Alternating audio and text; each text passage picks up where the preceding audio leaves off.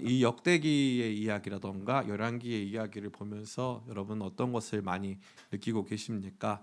이 이야기 보면요, 마치 죄가 머리털처럼 자란다는 것을 발견할 수가 있어요. 모든 시대의 모든 왕들 앞에 놓여진 현실은 거의 유사했습니다. 다 자기 앞에서 통치가 시작되는 부분 안에서 언제나 이 우상 숭배가, 또 언제나 이렇게 하나님 보시기에 건강하지 못한 신앙과 삶의 모습들이 늘 있어 왔습니다.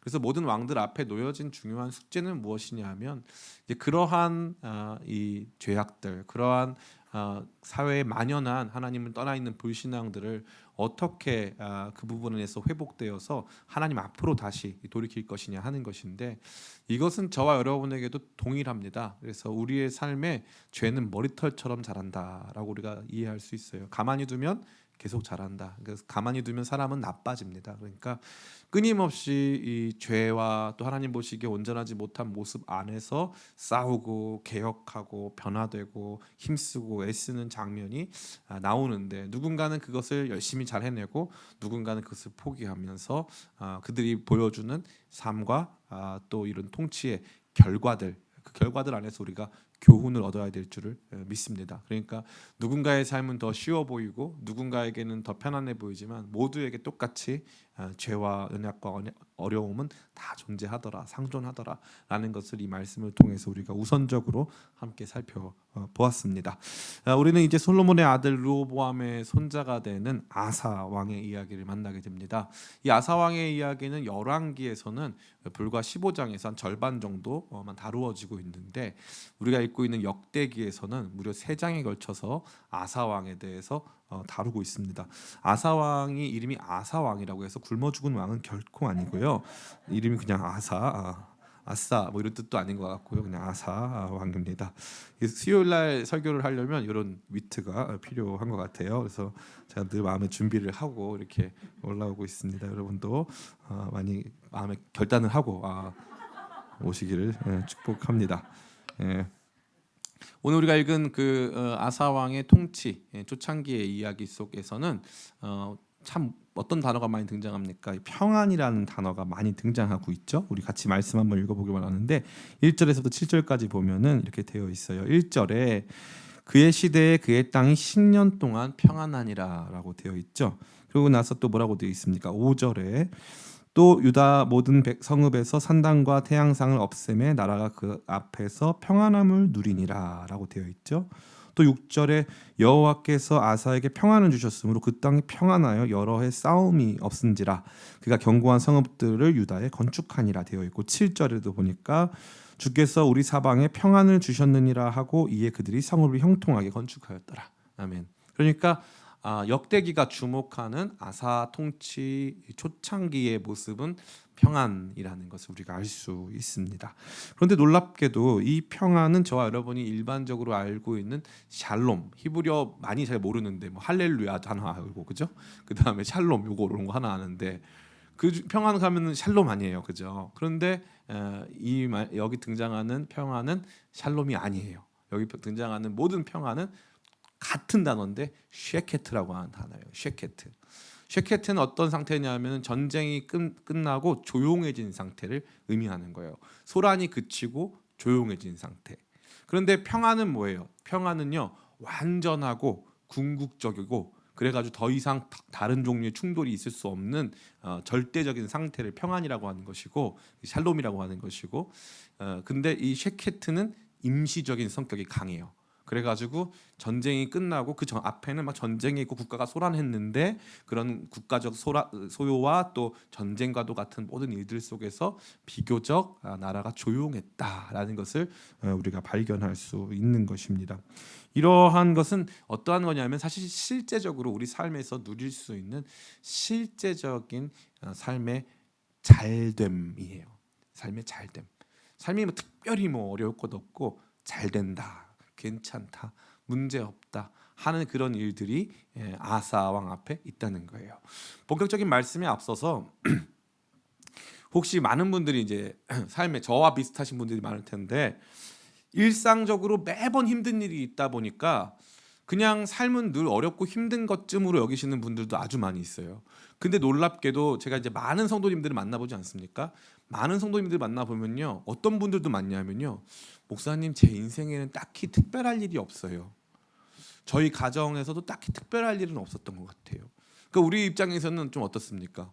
왜 하나님께서는 우리 인생에는 이렇게 풍파가 많게 하시고 저 사람의 삶에는 저렇게 삶이 평온하게 하셨을까 생각이 많이 들 수 있는데, 놀라지 않으시길 축복하면서 일반적으로 예수님 믿으면 이러한 평온의 삶이 상당 부분 지속될 수 있습니다. 조용한 삶이 가능할 수 있다는 거예요. 이게 심적으로 그렇든 상황적으로 그렇든 어떻든 간에 실제적으로 인생 속에서 잘 되는 일들이 있을 수 있다라는 것을 전제하고 있는 거죠. 그러니까 이 말씀은 어떤 말씀이냐면, 여러분들이 삶 속에서 막 복잡하고 힘들고 어려웠던 순간에서 조금은 자유로워져서 조용해지고 소요가 멈추고 그나마 막 나를 힘들게 했던 모든 것들이 조금은 없어져 가지고 이제는 숨을 쉴 만한 그러한 상황 속에 어떻게 놓일 수 있느냐, 그런 상황을 여러분 원하시죠?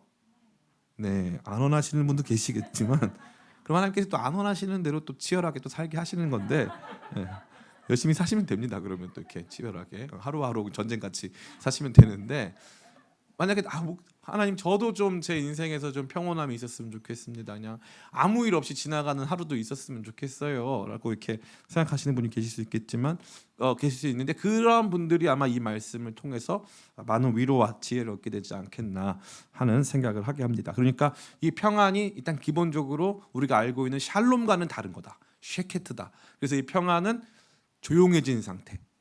이제는 이제 완전한 회복이 이루어진 건 아니에요. 회복은 그 뒤에 일어나죠. 일단은 그 고통을 좀 넘어가고, 이 바다에서 항해를 하고 있는데 평안이 뭐냐면은 바다에서 항해를 하고 있다가 항구에 도착하면 평안한 거예요. 그죠? 그건 평안이에요.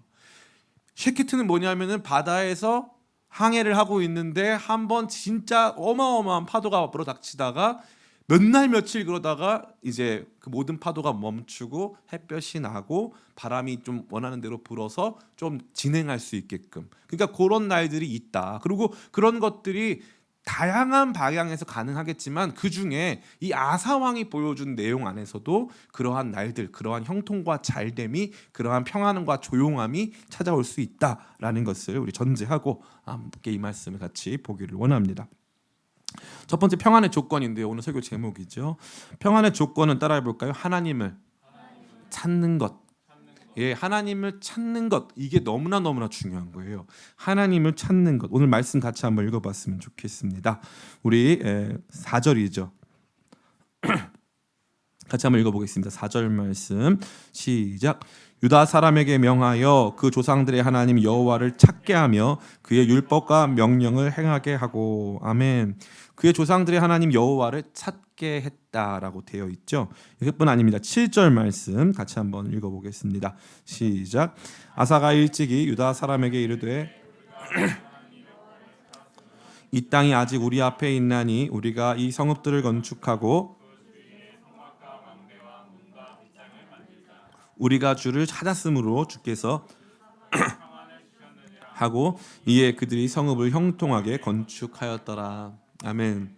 여기 보니까 하나님을 찾는다와 관련된 단어가 무려 3개나 등장하죠. 이 3개는 모두 다라시라는 건데, 이것은 물어보다, 기도하다, 알아가다, 공부하다, 이 뜻을 다 포괄하고 있습니다.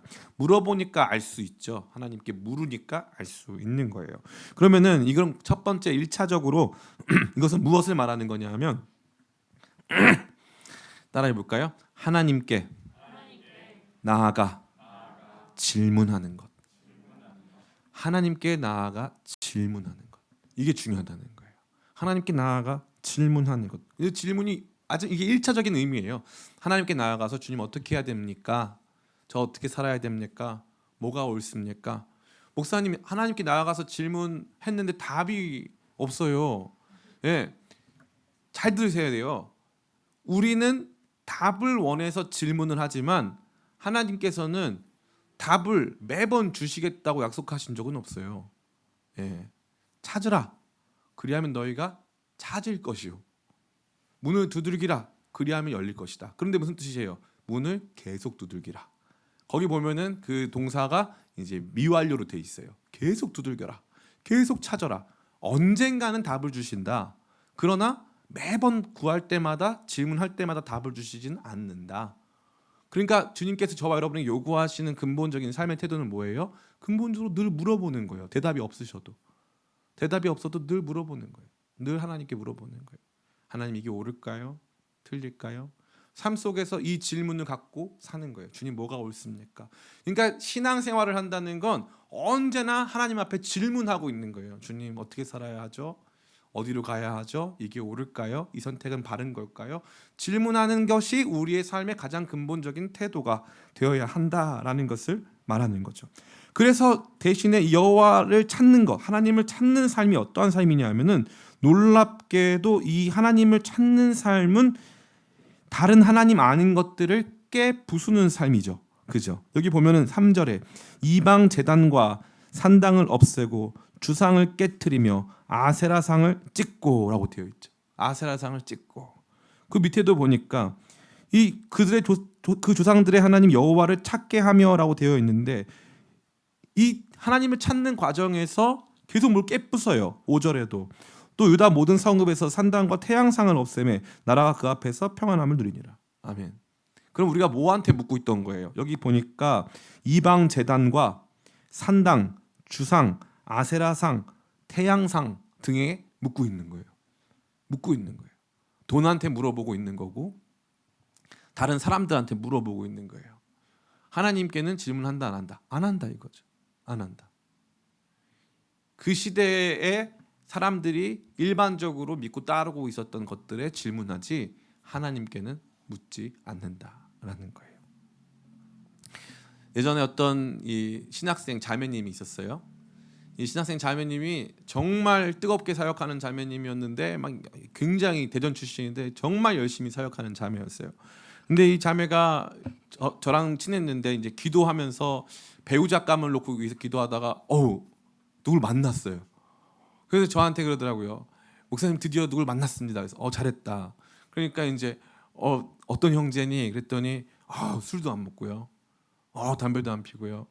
교회 잘 다닌대요. 근데 한 가지 문제가 있대요. 로또에 미쳐가지고 로또를 계속 산대요. 그래가지고 도박을 그렇게 많이 한다는 거예요. 그래서 제가 그랬어요. 차라리 술이 날 것 같다. 그 친구의 마음 안에는 뭐가 있냐면 하나님 앞에서 살려고 하지만 로또 같은 걸 통해서 자기 인생의 요행을 바라고 있는 거예요.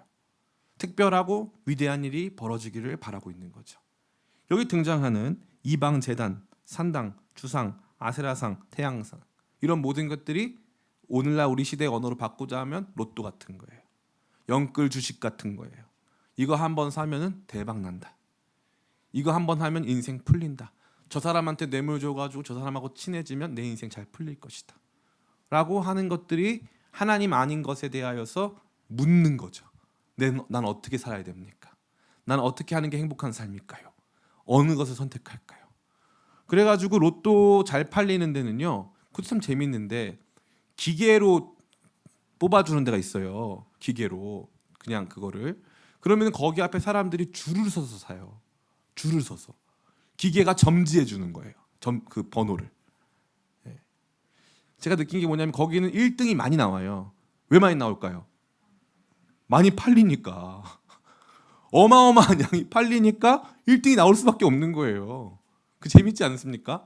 지금 보니까 거기가 영험해서 그게 아니라 어마어마한 양이 팔리니까 거기에 1등 당첨자가 많이 나오는 거거든요. 줄 서서 사니까.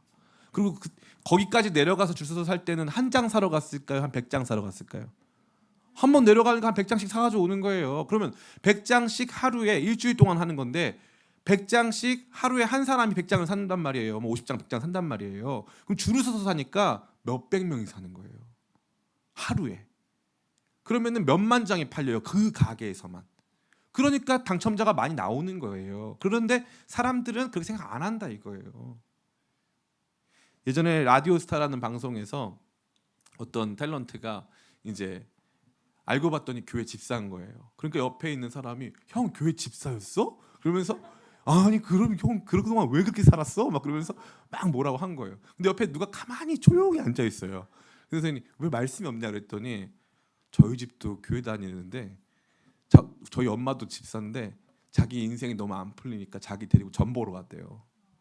자기 데리고 전 보러 갔다고. 그게 사람 마음이에요. 결혼해서 뭐 아이 낳고 뭐 직장 잘 되고 하는 데 있어서 내 인생에 내가 원하는 것을 이루어 줄 수 있는 다른 종류의 수많은 하나님들이 있는 거예요. 하나님을 찾는 것, 하나님께 질문할 때 먼저 수행해야 될 것이 뭐냐면 다른 선생님을 없애야 돼요. 다른 선생님들. 여러분이 의지할 수 있는 다른 선생님들을 일단 좀 없애고 하나님을 최우선에 둬야 되죠. 그렇게 하나님을 전적으로 의지하고 하나님께 나아가는 사람들, 그 사람들이 어떻게 되는 거예요? 여기 보니까 평안해지는 거예요. 여기 이 상관관계를 너무나도 명확하게 말해주고 있죠. 7절 말씀에 우리가 주를 찾았으므로 주께서 우리 사방에 평안을 주셨느니라. 하나님을 찾았기 때문에 하나님이 평안을 주신다 이거예요.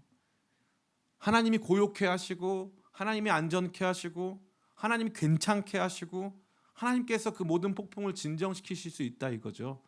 근데 우리는 하나님의 이런 실제적인 힘을 온전히 의지하지 못한 채 다른 것을 더 많이 의지할 때가 많다 이것입니다. 저는 이것으로 저와 여러분 모두에게 정말 강력한 촉구의 말씀을 드리기를 원합니다. 최근에 이제 부동산이 다시 곤두박질 치기 시작했죠. 뭐 언젠가 다시 또 오를 수도 있고 떨어질 수도 있고 주식도 마찬가지죠. 뭐 카카오 주식 사신 분들 뭐 보면은 땅바닥을 쳤다가 오늘 하루만 10% 올랐다고 하더라고요. 인생 어떻게 될지 안다 모른다. 모른다. 몰라요. 어떻게 될지 아무도 모르는 거예요. 삶은 그런 거예요. 삶은. 그러나 그러한 삶 속에서 하나님 의지하고 살아갈 때 이게 오르건 떨어지건 내려가건 뭐 옆으로 가건 오른쪽으로 가건 상관하지 않고 하나님께서 그 모든 것을 조용케 하시고 잠잠케 하시고 그러한 가운데서도 전진케 하시고 평온케 하실 때가 반드시 온다 이 말이에요. 그러려면 어떻게 해야 되느냐? 주님을 의지해야 되는데 주님을 적극적으로 의지하는 건 뭐예요? 하나님 의지합니다. 이게 아니에요. 하나님 앞에서 질문해야 돼요. 질문을 몇 분 정도 하면 될까요? 1분? 하나님 어떻게 할까요? 말씀이 없으시군요. 네. 하고 할까요? 묻고 또 묻고 또 묻고 아침에 여쭤보고 밤에 여쭤보고. 근데 웃긴 게 뭐냐면은 여러분 기도원 올라갈 때 꼭 기도 노트를 꼭 한번 가져가 보세요. 여러분이 궁금했던 것들 또 필요한 것들 당장 급한 것들 딱 써가지고 기도 노트 가지고 이제 올라가는 거예요. 그러면은 4박 5일 정도 지나고 나서 이 기도 노트에 신기한 게 하나님은 응답도 없었고 특별히 뭐 나한테 말씀도 없으신 것 같아요. 감동도 없었어. 근데 재미있는 건 뭐냐면 이 기도 노트 기도 제목 중에 상당 부분이 해결돼 있어요. 그게 너무 재밌는 거예요. 하나님은요 다양한 소리로 말씀하세요. 삶의 소리로 사람의 소리로 다양하게 말씀하세요. 그 다양한 하나님의 말씀과 하나님의 인도하심 속에 하나님의 인도하심이 우리로 하여금 하나님의 일하심을 성경에서 기록된 것처럼 보게 한다 이 말이에요. 이걸 바라보는 게 영적 민감성이에요. 그렇기 때문에 하나님께 나아갈 때 우리가 어떻게 해야 된다? 질문해야 된다. 끊임없이 질문해야 된다. 주님 어떻게 하는 게 좋습니까? 이 문제 어떻게 하면 좋습니까? 하나님께서 말씀해 주세요. 하나님만 의지합니다. 주님만 바라보고 있습니다. 평안의 절대적인 조건이 바로 이거예요. 하나님을 찾는 것. 여러분 삶에 가장 큰 문제가 생기면 먼저 누구를 찾고 싶어요? 찾고 싶은 사람이 있죠. 입이 근질근질 해가지고 누구한테는 얘기하고 싶잖아요. 그죠? 그런데 그거보다 앞서서 하나님을 찾는 거예요. 하나님이 이러한 문제가 있는데 이거 어떻게 하면 좋겠습니까? 응답을 하시건 안 하시건. 예. 여기 보니까 하나님을 찾았는데 하나님 응답했다고 되어 있지 않고요.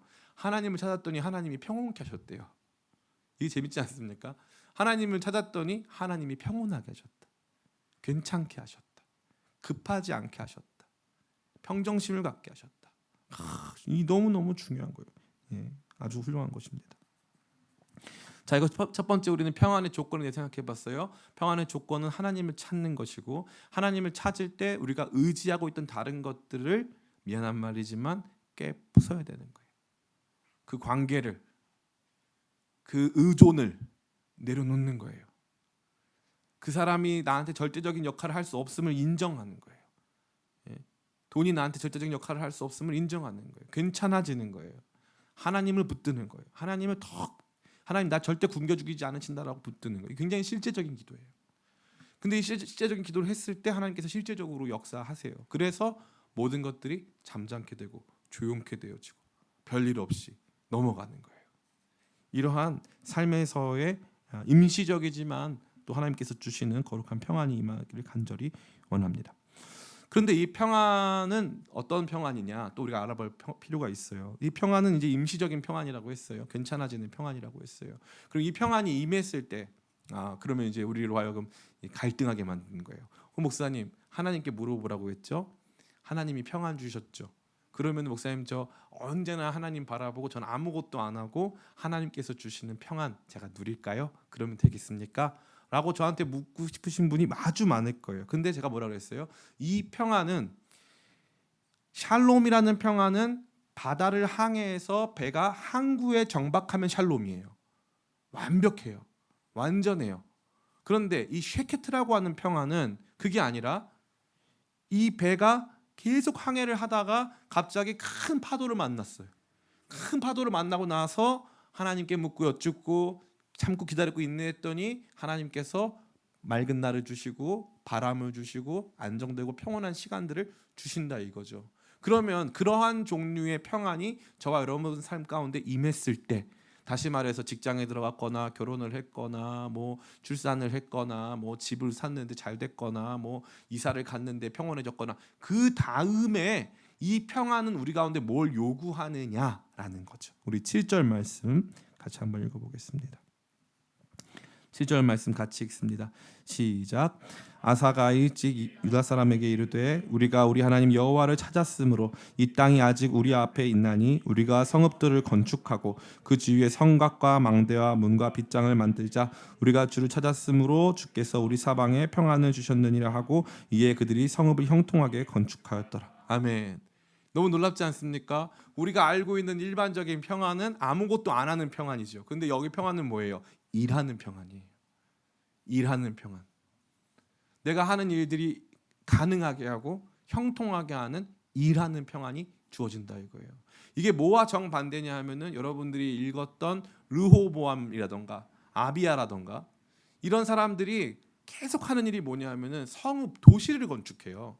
도시와 성벽을 계속 건축합니다. 그런데 이 르호보암 때는 탈탈 털려가지고 그 건축된 성읍들을 다 이렇게 빼앗기거나 아니면 그 성읍들이 다 부서져요. 그런데 이 아사 왕 때는 그 평안, 다시 말해 하나님께 질문했을 때 하나님께서 주시는 형통 속에서 일을 했는데 그 일이 아름답게 열매 맺더라 이 말이에요. 이 말은 뭐예요? 이 평안을 주시는 분은 하나님이시다. 그러나 그 평안 속에서 일하는 사람은 누구다? 나다. 나다. 이걸 제가 계속적으로 말씀드린 이 구분점이 굉장히 중요한 거예요. 이게 샬롬이라면 하나님께서 이루시는 궁극적이고 항구적이고 절대적인 평안이라면 하나님께서 혼자 일하시는 거예요. 그러나 여기 등장하는 이 쉐케트라고 하는 평안, 다시 말해서 임시적이고 뭔가 우리 모두로 하여금 이제 완전히 끝난 것 같지는 않지만 한숨 돌릴 만한 평안이 주어졌을 때 주님께서 저와 여러분에게 요구하시는 건 뭐예요? 여기 보니까 성읍들을 건축하고 주위에 성곽과 망대와 문과 빗장을 만들자. 이거를 의지하는 거예요? 아니면 해야 할 일을 하는 거예요? 해야 할 일을 하는 거예요. 일상적인 일들을 해 나간다는 거예요.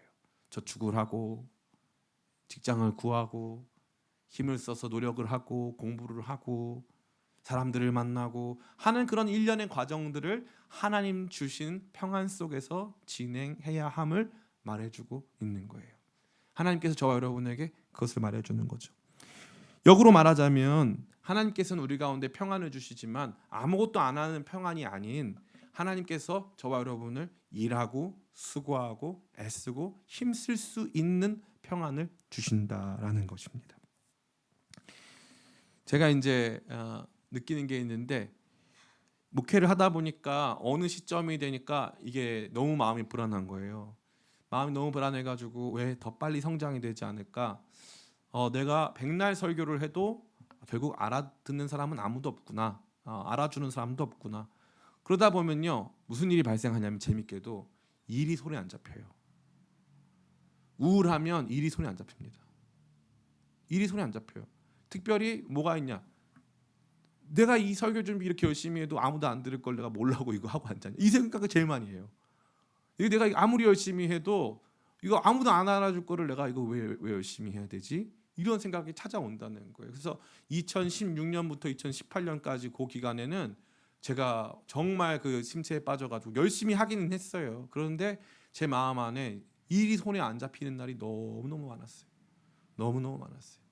사람들이 그런 말 하더라고요. 일이 손에 안 잡힐 때는 뒤에 산이라도 한번 올라갔다 오시고, 일이 손에 안 잡힐 때는 바람이라도 한번 쐬고 오시고. 그건 잘 몰라서 하는 말인데, 일이 손에 안 잡힐 때는 살고 싶지가 않아서 아무것도 안 하고 싶어요. 아무것도. 그런데 너무 놀랍게도 이 하나님께서 이 모든 것들을 평온하게 하신 다음에 이 아사왕이 뭐라고 말하는 거예요? 우리가 우리 하나님 여호와를 찾았으므로 이 땅이 아직 우리 앞에 있나니. 우리 영토가 남아있는 이유는 우리가 하나님께 질문했기 때문이고, 하나님께 질문하는 삶, 하나님을 구하고 찾고 하나님에 대해서 알아가고 하나님의 뜻을 발견하는 이 삶 속에 있다 보니까 하나님께서 이렇게 우리의 삶에 기회를 주셨고, 이렇게 우리의 삶에 자원을 주셨고, 이렇게 우리의 삶의 현장과 공간을 허락하셨다. 그럼 우리 뭐 할 거냐? 하나님 주신 이 평안 안에서 일하자. 하나님께서 우리 가운데 주신 이곳을 채워나가자. 여기에서 세워보자 하는 마음이 필요하다는 거예요. 제가 얼마 전 어떤 집사님 만났는데 집사님 저한테 그러시더라고요. 목사님 얼굴이 좋아지셨어요. 이제는 성도님들이 얼굴 좋아졌다 그러면 뚱뚱해졌다는 뜻으로 받아들이고 있어요. 그래도 목사님 설교 들어보니까 활기차졌어요. 그래서 제가 활기차진 이유가 뭐냐면은 이것 때문이에요. 뭐 더 특별해진 건 아무것도 없어요. 그죠?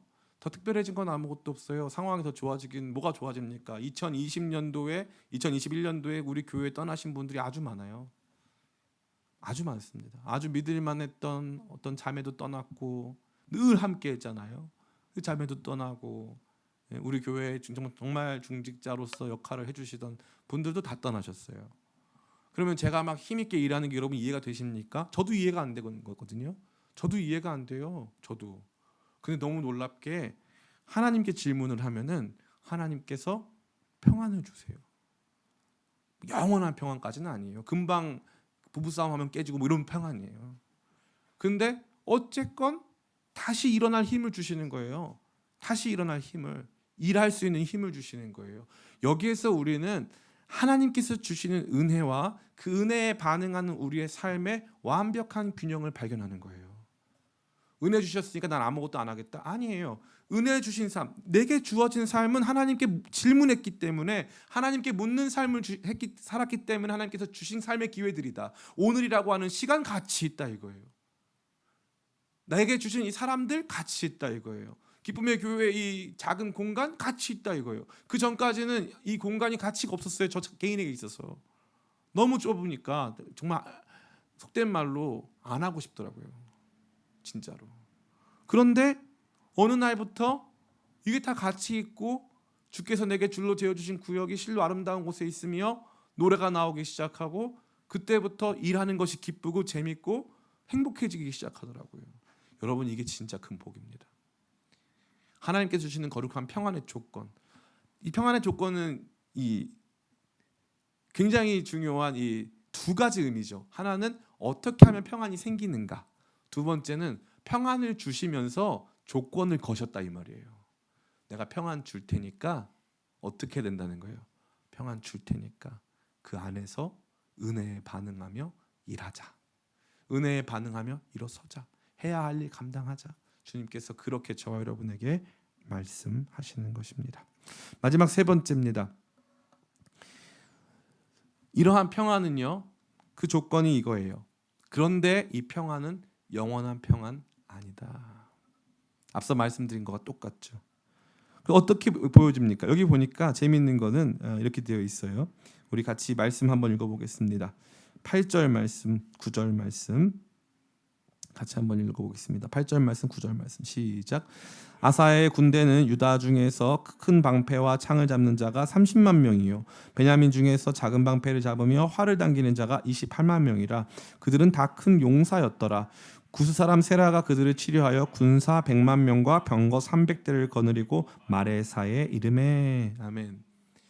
여기 보니까 아사 왕의 군대는 몇 만입니까? 30만 플러스 28만 하면은 몇 만이에요? 58만 명이에요. 그럼 이 구스 사람이라고 일컬어지는 지금으로 치면 아프리카 수단 인근 지역의 사람들인데 우리 교회의 김현웅 정도란 부부도 수단에 가 있지만 그쪽 사람들인데 이 구스 사람이 쳐들어왔는데 몇 명 데리고 왔어요? 100만 명 데리고 왔어요. 100만 명.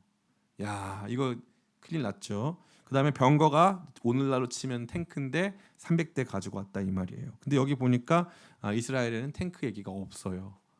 그러니까 군사적으로 큰 열세에 놓여져 있는 상황이다라고 볼 수 있는 거죠. 여러분 너무 흥미롭지 않으세요? 7절까지 말씀에는 하나님께서 그가 여호와를 찾음에 그들이 하나님을 찾음에 평안 주셨다 평안 주셨다 평안 주셨다가 무려 4번에 걸쳐서 나와요. 4번에 걸쳐서 평안이 있었다 평안이 있었다 평안이 있었다. 그런데 9절을 보니까 전쟁 났어요.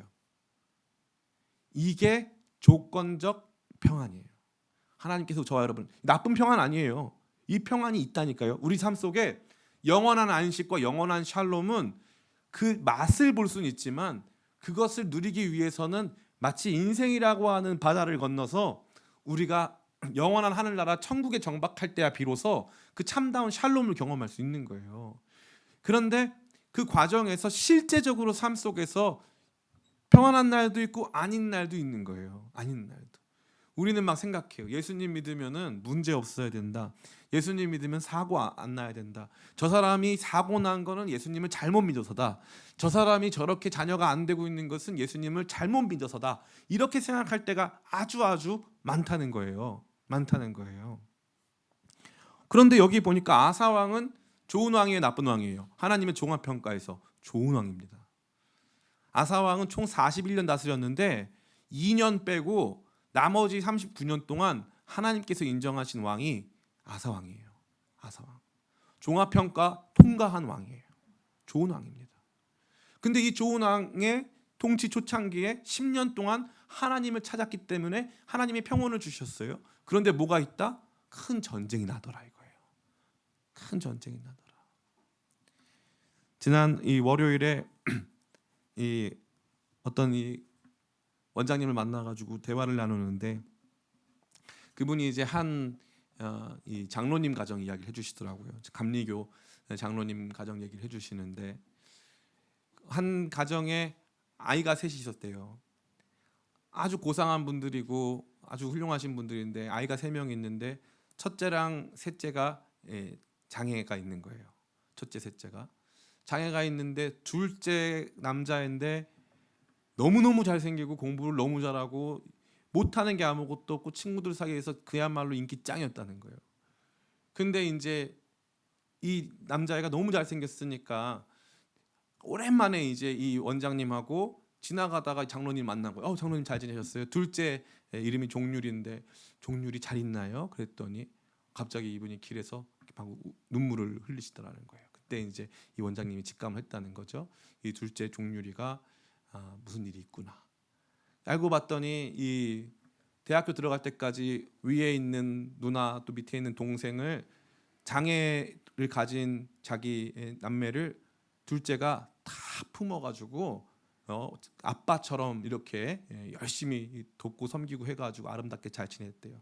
예수님 너무 잘 믿고 너무 공부도 잘하고 잘생기고 숙대 앞에서 DJ 같은 거 이렇게 해가지고 하면은 여학생들이 너무나 좋아하는 진짜 인물도 그런 인물이 없었대요.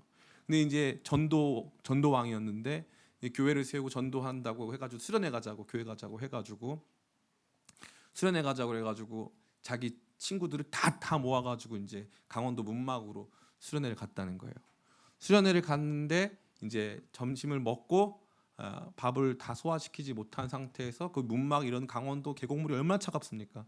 거기 들어갔다가 이제 익사한 거예요. 익사. 둘째 아들 제일 잘난 아들이 이제 익사를 한 거예요. 그런데 이제 교회에서 그 얘기를 듣고 이제 담임 목사님이랑 다른 중직들이 이제 거기 가야 될 거 아닙니까? 엄마는 이제 그 얘기를 모르고 있다가 그 아들은 거기서 익사를 하고 그때는 뭐 스마트폰도 없을 때인데 익사를 한 그 아들은 이제 벽제로 이제 화장터로 이렇게 오고, 엄마는 이제 그 아들을 만나러 가는 거예요. 근데 딱 버스에 딱 탔어요. 그 봉고차에 딱 탔는데 보통은 아이고 권사님 뭐 장로님 잘 있었어요 해가지고 이제 가야 되는데, 그날 자기는 그 엄마는 봉고차에 왜 타지? 해가지고 탔는데 보통 사람들이 인사해야 되는데 거기 있는 모든 사람들이 고개를 돌린다는 거예요. 그때 이제 이 엄마가 직감적으로 어떻게 생각이 들었냐? 우리 애가 크게 다쳤나 보다 생각을 했대요. 크게 다쳤나 보다. 그렇게 생각을 하고 이제 어디 병원으로 가나 보다 하고 이렇게 마음을 추스리면서 우리 애가 크게 다쳤나 보다. 그러고 이제 갔다는 거예요. 갔는데 아니나 다를까 이제 벽제까지 온 거예요. 근데 왔는데 아무도 이 엄마한테 당신의 사랑하는 그 아들이, 그 아름다웠던 그 종유리가 죽었다는 말을 못 하겠는 거예요. 그때 이제 병원 거기 벽제에 먼저 가 있던 목사님 사모님이 그 당시 권사님인데 권사님이 딱 오는 걸 보고 한번 딱 끌어안고 안수 기도를 하면서 주님 우리 종유리의 영혼을 받아주세요 할 때 이분이 자기 아들이 죽었다는 얘기를 처음 들은 거예요. 그때 그분이 무릎을 딱 꿇으면서 뭐라고 했느냐? 주님 내 아들이어서 감사합니다. 내 아들이어서 감사합니다. 왜냐하면 자기가 친구들 전도하려고 이 종률이라는 아이가 친구들 전도하겠다고 다른 친구들을 다 데려갔거든요. 다 데려간 상황에서 만약에 다른 집 아이가 그렇게 됐다면 문제가 커지는데 그 아이가 내 아이여서 감사하다라는 거예요. 내 아이여서. 그러면 그 집이 어떤 집이냐? 그 집이 거기에 있는, 다 말씀드려도 괜찮은데 저 청파감리교회를 세운 집이에요. 개성에서 크게 이제 어마어마한 돈 많은 집인데 거기를 세운 집이라고요. 세운 청파감리교회를. 그 교회를 세운 집인데 거기에서 이제 이 엄마가 기도한 게 뭐냐? 그 풍파가 일어나는 거예요. 그런 집에 장애인들이 태어나고 그런 집에 제일 잘난 아들은 갑자기 하늘나라로 가버리고, 그런데 그 다음부터 하늘의 평안이 쫙 임하면서 그 뒤부터 단 한 번도 그 아들 얘기하면서 눈물도 흘려본 적이 없고 그것 때문에 막 슬퍼서 억울해 본 적이 없다라는 거예요. 이상한 일이라는 거죠. 자기가 어떻게 살았는지를 모르겠대요. 너무 자랑스럽고 너무 훌륭하고 너무 괜찮다라는 거죠. 이해할 수 없는 평안이 임한다는 거죠. 여기 이 말씀 보세요. 아사왕이 주님을 향한 열심으로 살았어요. 아세라산 깨트리고 태양산 깨버리고 산당 부수고 온갖 이방 제단들 다 깨부수고 우리 하나님만 잘 섬기자고 했어요. 그래가지고 하나님 평안 주셨어요. 삶이 잘 돼요. 잘 되는 삶 위에 하나님께서 원하시는 대로 내가 해야 할 역할들을 잘 감당했어요. 그런데 무슨 일이 벌어집니까? 100만 명 군대가 찾아온다 이 말이에요. 그게 뭐다? 믿는 사람의 인생이다 이거예요. 이걸 알아야 되는 거예요. 우리의 평안, 우리 가운데 주어지는 샬롬이라는 것은 영원한 평안, 천국의 평안에 대한 맛은 볼 수 있지만 그 평안을 누리는 것은 인생의 바다를 통과해서 영원한 항구에 들어갈 때 그 샬롬을 누리는 거예요. 그런데 그 인생의 과정 속에서 쉐케트가 온단 말이에요. 쉐케트, 큰 풍파 지나고 이제 바람 안 불고 이제 이 비 안 오고 이제 조금씩 햇볕 나가지고 원하는 대로 갈 수 있는 또 괜찮은 날이 온다 이 말이죠. 그런데 그 날이 완전하고 영원한 거냐? 그렇지 않다 이거죠. 우리 삶 속에 우리를 늘 겸손케 하고 늘 깨어있게 하는 하나님께서 우리 가운데 허락하시는 고통과 어려움이 찾아올 수 있다 이 말이에요. 그러면 그런 날 어떻게 해야 되느냐? 이 말씀이 보여주고 있는 거죠. 같이 말씀 한번 읽어보겠습니다. 11절 말씀 같이 읽습니다. 시작. 아사가 그의 하나님 여호와께 부르짖어 이르되 여호와여 힘이 강한 자와 약한 자 사이에는 주밖에 도와줄 이가 없사오니 우리 하나님 여호와여 우리를 도우소서. 우리가 주를 의지하오며 주의 이름을 의탁하옵고 이 많은 무리를 치러 왔나이다. 여호와여 주는 우리 하나님이시오니 원하건대 사람이 주를 이기지 못하게 하옵소서 하였더니. 아멘. 하나님께 부르짖는 거예요. 그게 바로 평안의 조건이에요. 평안의 조건 간단해요. 1번 하나님께 구하라. 하나님께 질문하라. 그러면 평안이 임한다. 2번 그 평안에는 조건이 붙어 있다. 그 평안의 조건이 무엇이냐? 그 평안은 가만히 있는 평안이 아니다. 그 평안은 준비하고 대비하고 그 평안은 세워가고 일하게 하는 평안이다. 마지막 3번 뭡니까? 그 평안이 깨어지는 날 같은 날들이 반드시 온다 이 말이에요. 그러한 평안이 영원하지 않다. 이 땅에서 내 삶에 이제 더 이상 고통 없다, 아픔 없다, 그런 날 온다 안 온다? 안 온다 이거예요. 이번 고비 끝나가면 또 고비 온다 이 말이에요. 이번 고비 끝나가면 또 온다 이거죠. 제가 요즘에 남산 어떻게 오르락내리락 하거든요. 남산 오르락내리락 계단으로 가면요, 몇 번 갔다 왔는데도 익숙해지질 않아요. 그러면 이제 어느 순간이 되면 이제 거의 다 왔나 보다 했는데 다음 고비가 또 있어요. 다음 고비가 또 있어요. 물론 빨라지고 편안해지긴 하는데 인생은 또 그런 거예요. 그 다음 고비가 또 오고 고비가 또 오고 고비가 또 오고. 그러면 어떻게 하라는 거예요? 그럼 거기서 멈춰서 아이고 내 인생 망했다, 안 됐나 보다. 아니에요. 삶의 확신을 가지세요. 그럴 때는 부르짖으라고 되어 있어요. 부르짖어라. 그럼 몇만 58만 명이 100만 명 이긴다 이 말이에요. 58만 명이 100만 명을 이기는 방법 가르쳐 드릴까요? 전쟁에서 58만 명이 100만 명을 이기려면 성에서 싸우면 이겨요. 성에서 싸우면 공성전을 하면 이긴단 말이에요. 그런데 지금 어떻게 한 거예요? 전열을 갖추어 10절에 아사가 마주 나가서 마레사의 스바다 골짜기에 전열을 갖추고, 이 사람들 어떻게 한 거예요? 우리가 아름답게 건축한 이 성을 위해서 그 성에서 싸우는 게 아니라 나가서 싸운다 이거예요. 나가서 하나님 의지하고 나가서 적극적으로 싸운다 이거죠. 오늘 말씀 다 마쳤습니다. 사랑하는 성도 여러분, 저는 여러분들의 삶에도 이 잘되는 날, 평온한 날, 괜찮은 날, 행복한 날 임하기를 축복합니다. 그것을 하기 위해서는 하나님께 묻는 저와 여러분 됐으면 좋겠어요. 하나님을 찾을 때, 우리가 여호와를 찾을 때 주께서 여호와를 찾았기 때문에 주께서 이 땅을 우리 가운데 주셨거늘, 주님을 찾았을 때, 주님께 질문했을 때 주님께서 우리 가운데 주시는 이 평안 누리시기를 간절히 축복합니다. 그러나 그 평안은 그냥 가만히 있는 평안, 그 평안은 그저 멈춰있는 평안이 아니라고 했어요. 그 평안이 임했을 때 다음을 위해서 또 미래를 위해서 우리 가운데 맡겨진 해야 할 일들을 감당하는 거예요. 그걸 의지하겠다는 게 아니에요. 필요한 일들을 하라 이 말이에요. 필요한 일들을 해라. 기쁨의 교회 특별히 제가 담임 목사인데 평안이 임했다고 해가지고 이제 평안하니까 나 아무것도 안 해야지, 놀고 먹을 거야, 이러면 여러분 저 좋아하시겠어요? 싫어하시겠어요? 그래도 좋아하시겠죠. 그럼에도 불구하고 제가 열심히 하면 더 저를 좋아하시겠죠. 그죠? 마찬가지예요. 교회가 안정되고 삶이 안정되고 평안하다 그래서 나 몰라라 하고 난 대충 하겠다. 주님께서 그거 원하시는 게 아니에요. 이 평안에는 조건이 붙어 있어요. 일하는 평안. 일하는 평안. 돈이 1,000억, 2,000억이 들어와도 일하는 평안이에요.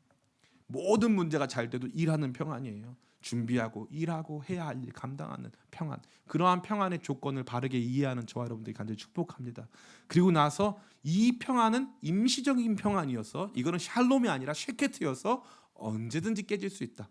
언제든지 우리 가운데 어려움 닥칠 수 있다라고 믿음의 준비를 딱 하고, 그런 일이 닥쳐졌을 때 그 일을 뒤로 도망가지 말고 앞으로 나아가서 그 고통과 어려움 속에서 앞으로 나아가서 주님을 의지하고 주님과 더불어 싸우면 어떠한 고난도 반드시 이길 수 있다라고 하는 이 평안이 우리를 이끌어가는 마지막 그 모습, 끝까지 그 평안이 없어진 것 같은 그 날도 그 평안을 위하여 끝까지 전투하듯 나아가는, 주님께 부르짖는 우리가 되시기를 예수님의 이름으로 축원합니다.